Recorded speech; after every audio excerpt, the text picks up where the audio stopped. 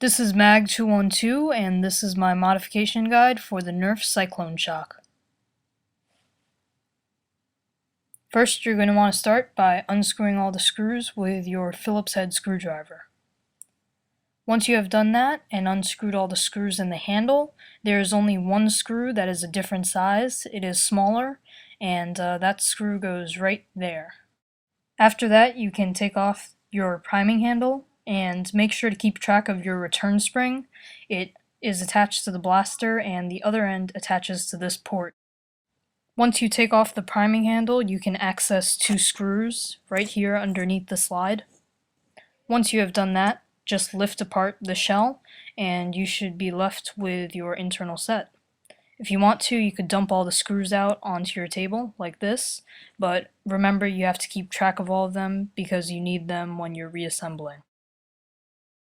This is what your blaster will look like when you open it, so if you need to take a picture here, pause the screen or take a picture. There is one piece that'll try to pop out, and that's this white piece right here, but it just goes on to that red little post, and it's fairly easy to put back.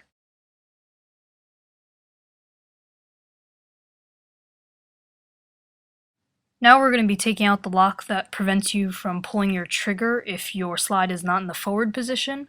Just slide out your whole trigger unit like this, and there's a little white piece that you have. You can take this out if you do this modification. If you do not, you have to put it back because it disables the lock when it's in the forward position, and if it's not there, you won't be able to pull your trigger. So to start off, you can start by prying open your trigger box. Once you pry apart your trigger box, your trigger will pop out and you will be left with two halves. This half is where your lock is, and this is where your catch is. So this part has a little white piece, and this is actually a mechanical lock that prevents you from pulling your trigger if your slide is not in the forward position. I'm going to be cutting this off with my wire cutters, so I'm just going to roughly cut it off like that. Now I'm going to take my X-Acto blade or razor blade and I'm just going to clean up the cut because I want to make sure that the lock is not protruding at all so that it remains deactivated and I don't have any problems with it. After you're done cleaning it up, it should look something like this. It should be pretty much flush with the orange piece. And now we're going to be reassembling. Make sure you have your catch and its spring and place the trigger over top like that. And once again, assuming you do this mod, you won't need that little white piece. Now just take your other side of the box and just shut it over top with that little prism toward the front. After you test to make sure your trigger is unrestricted, you can place it back into the shell like this. Before we get into any further modifications, we're going to take the whole unit out of the shell so that we can deal with it more easily.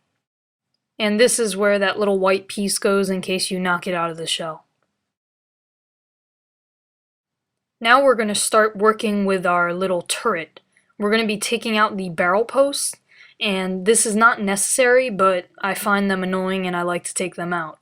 So what you're going to do is you clip off the three little prongs in the back with wire cutters or some sharp object. After you've clipped all of the posts out, you can pull out your barrel post and feel free to throw that away.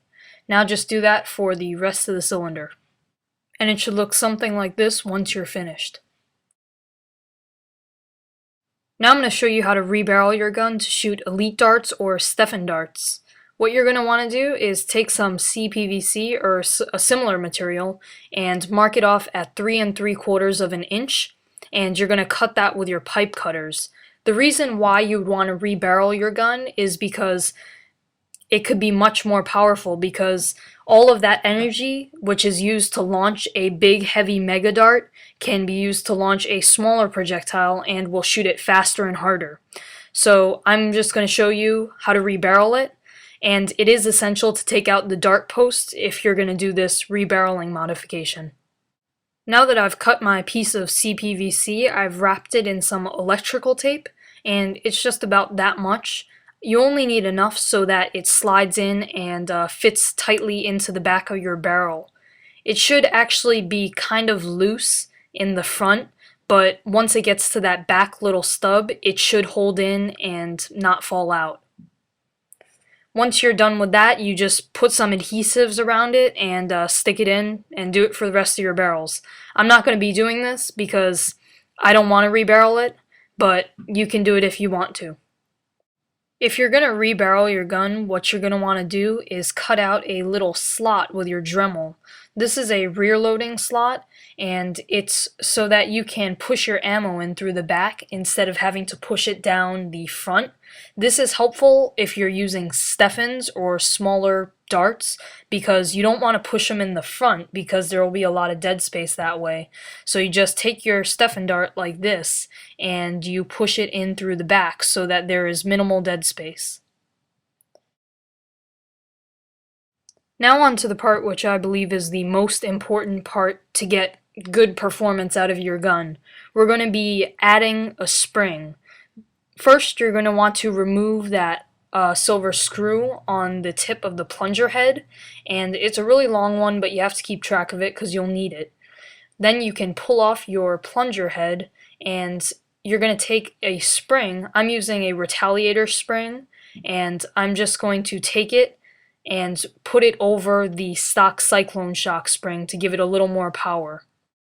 When you pull off the spring, you can take the two and kind of mush them together, and then you hold it down and push it back onto your plunger rod.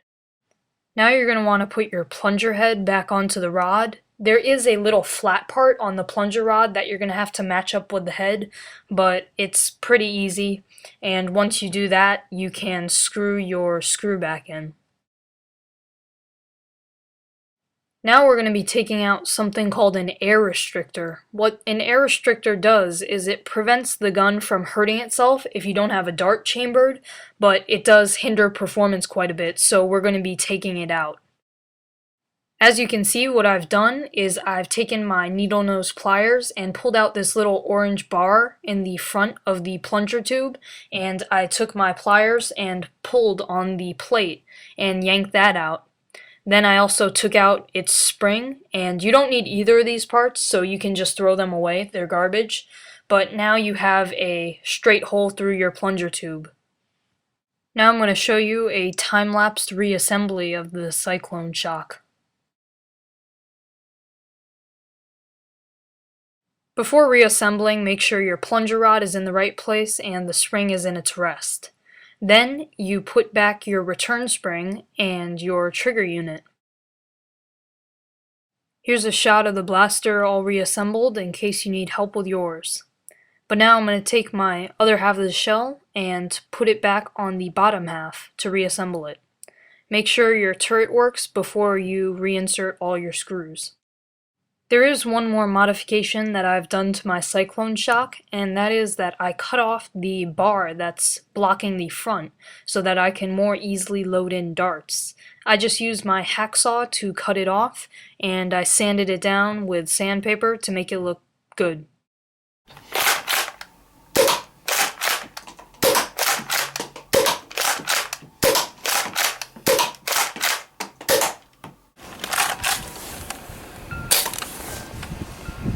$80. Duplicate $80. 76. 82. 81. 80. So that concludes my modification guide on the Nerf Mega CycloneShock. I hope you enjoyed the video, and if you have any questions or comments, feel free to leave them in the comment section below. But that's the end of the video, so thank you for watching.